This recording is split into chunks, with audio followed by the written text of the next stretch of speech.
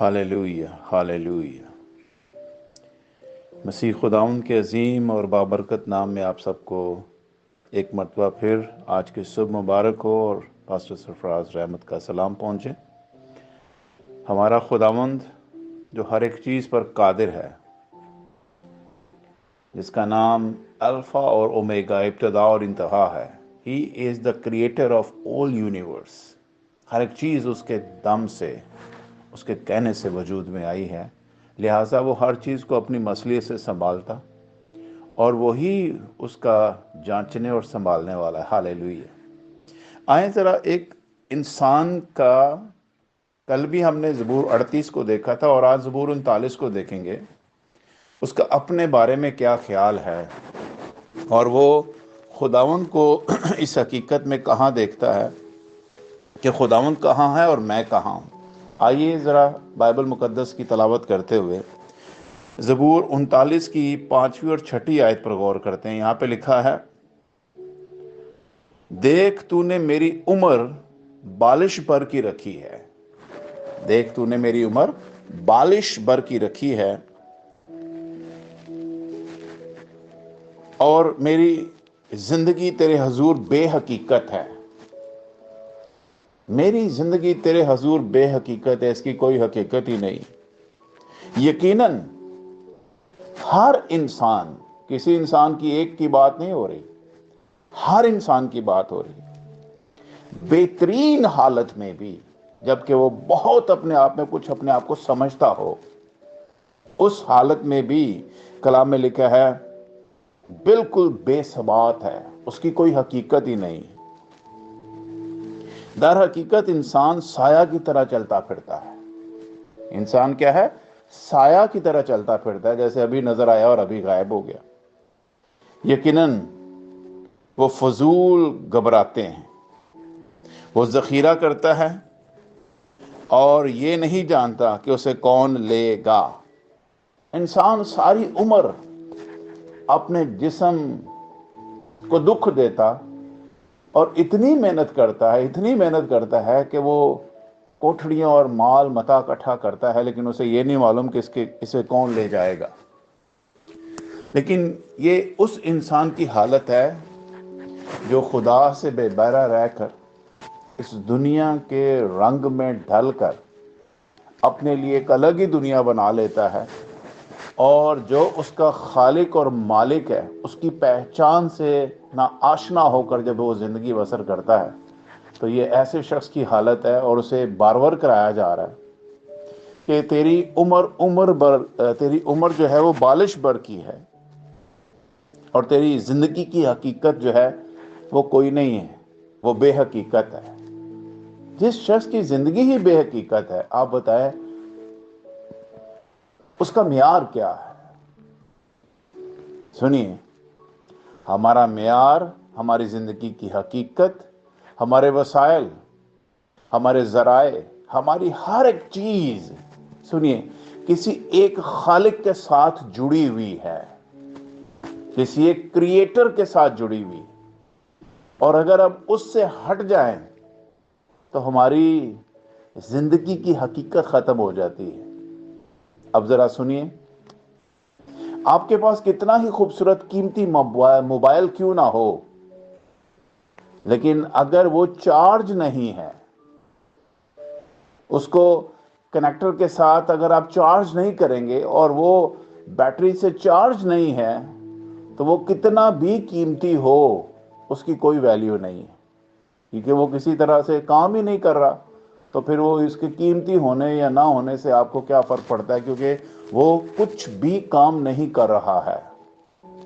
لیکن جب آپ اس کو نئے موبائل کو خریدیں گے، اس میں بیٹری ڈالیں گے، اس کو کنیکٹر کے ساتھ اس کو چارج کریں گے، اور پھر وہ جب اپنے اندر سے رنگ دکھائے گا، اس کے اندر سے چیزیں آئیں گی، دیکھیں گے آپ، اس کی پروفائلز میں جائیں گے، اس کے ایپس کھولیں گے، چیزوں کو دیکھیں گے، انجوائے کریں گے آپ۔ اسی طریقے سے انسان ہے۔ انسان جب تک اپنے خالق کے ساتھ کنیکٹ نہیں ہوگا، انسان کی خوبیاں اور اس کی جو عمر کی درازی ہے، اس کے جو گن ہیں، اس کے جو ایٹریبیوٹس ہیں جو خدا میں خوبصورت ترین انسان کی صورت میں، طاقتور ترین انسان کی صورت میں ہیں، وہ جب ہی کھلیں گے، وہ ایپس تب ہی ڈاؤن لوڈ ہوں گی یا وہ کام کرنا شروع کریں گی جب ہم اپنے خالق کے ساتھ کنیکٹ ہو جائیں گے۔ لیکن اگر اپنے خالق کے ساتھ کنیکٹ نہیں ہے، سنیے، یہ پاکرو کی آواز ہے، آپ اس موبائل کی مانند ہوں گے جو اوپر سے تو خوبصورت نظر آتا ہے لیکن اس کی بیٹری چارج نہ ہونے کی وجہ سے وہ بالکل ڈیڈ ہے، وہ مردہ ہے۔ انسان کی حالت بھی ایسی ہی ہے۔ آپ کی بیٹری، آپ کا چارجر خدا کا کلام اور اس کا روح ہے، اور اگر آپ کلام اور روح کے ساتھ کنیکٹ نہیں ہوں گے، ایک نہیں ہوں گے، سنیے، میں اور آپ اپنی حیثیت ہونے کے باوجود بے حقیقت ہوں گے اور بے ثبات ہوں گے۔ اس لیے داؤد 39 زبور میں لکھتا ہے، دکھی آدمی کا اقرار کیا اقرار کرتا ہے؟ سنیے ذرا اقرار، میں نے کہا میں اپنی راہ کی نگرانی کروں گا۔ یہ بہت ضروری ہے کہ میں اپنی راہ کی کیا کروں گا؟ نگرانی کروں گا کہ کہاں میرے سے کوئی فالٹ ہوا ہے، کہاں مجھ سے کوئی غلطی ہوئی ہے، کہاں میں نے خداوند کو ناراض کیا، کہاں میرے چارجر کے جو پن ہے وہ خراب ہے اور میں نے کبھی اپنی بیٹری کو یا اپنے موبائل کو چارج ہی نہیں کیا، میرا تو موبائل ہی ڈیڈ پڑا ہوا ہے، میری تو زندگی ہی ڈیڈ پڑی ہے، میں تو بالکل مردہ حالت میں ہوں۔ تو میں کس طرح خدا کو خوش کر سکتا ہوں؟ کیونکہ میں نے اپنی راہ کی نگرانی نہیں کی ہے۔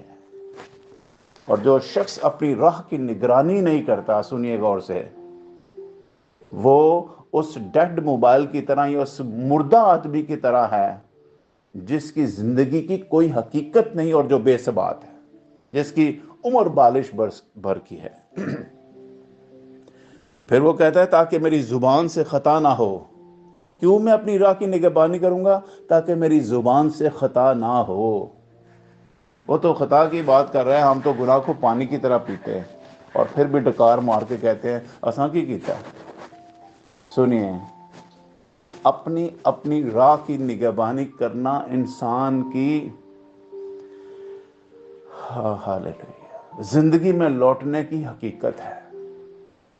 اگر کوئی شخص اپنی راہ کی نگہبانی نہیں کرتا تو اس کا مطلب ہے وہ زندگی سے خالی ہے، وہ زندگی کی حقیقت سے خالی ہے، اور خدا کے حضور میں وہ بے حقیقت ہے، اس کی کوئی حقیقت، اس کی کوئی وقت، کوئی اوقات ہی نہیں ہے۔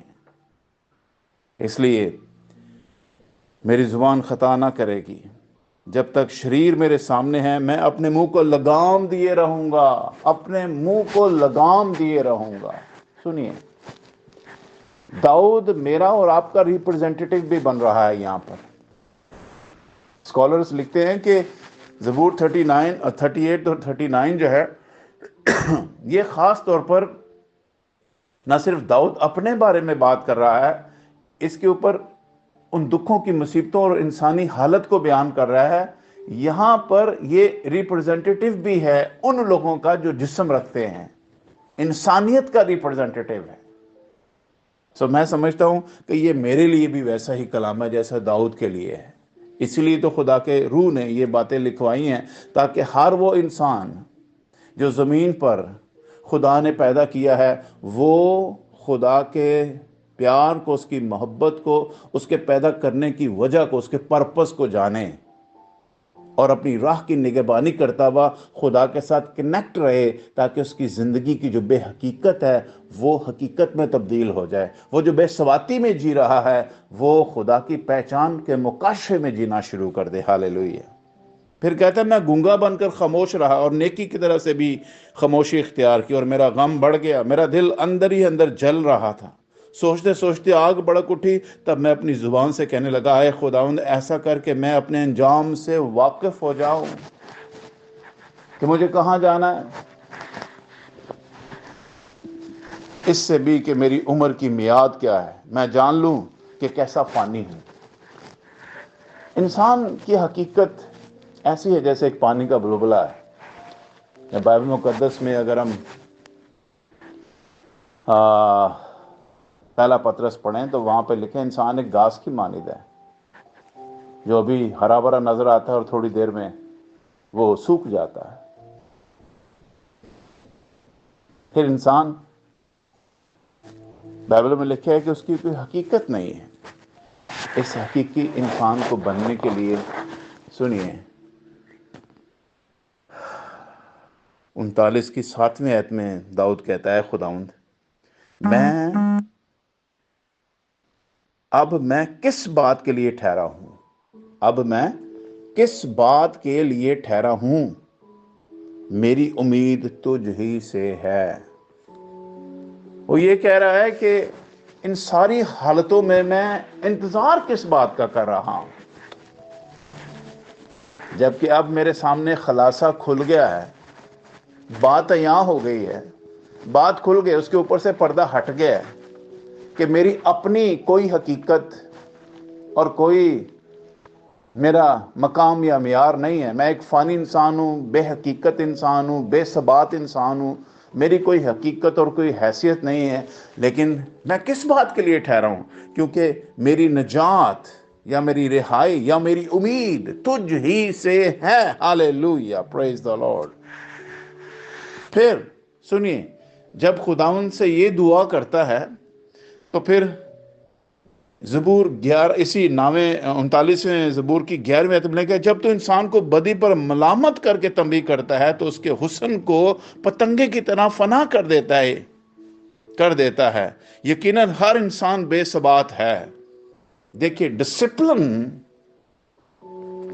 کرنا بہت ضروری ہے. ہم خدا کے بیٹے بیٹیاں، اس کی کریشن ہیں. کئی دفعہ خدا ہمیں ٹریک پر لانے کے لیے، ہماری راہ کی نگہبانی کرنے کے لیے، یا ایسے ہی جیسے بھیڑیں اپنے غلہ سے باہر نکل کر جب وہ چرتی ہیں تو ہو سکتا ہے بھیڑیا انہیں آ کر چرا کے لے جائے یا اسے مار دے یا اسے فنا کر دے. تو جو چرواہا ہوتا ہے وہ اپنی بیڑوں کی پراپر غلہ بانی کرتا ہے تاکہ میری بیڑ اپنی بیڑ خانہ میں یا بیڑ غلہ میں رہے، تاکہ وہ ان سے جدا ہو کر کہیں بیڑیے کے ہاتھ نہ لگ جائے.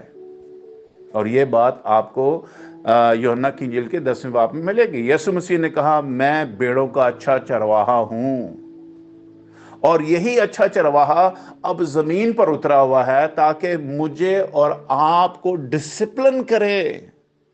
اور زبور اسی 39 کی 11ویں آیت، جب تو انسان کو بدی پر ملامت کر کے تنبیہ کرتا ہے، ڈسپلن کرتا ہے، جب تو ان کی راہوں کی نگہبانی کرتا ہے، جب تو انہیں اپنے غلہ میں رکھ کر اپنے ہی غلہ سے کھلاتا ہے، اپنی ہی ندیوں سے، اپنے ہی چشموں سے ان کو پانی پلاتا ہے، تو وہ سیر و رسودہ ہوتی ہیں، وہ بابرکت ہوتی ہیں.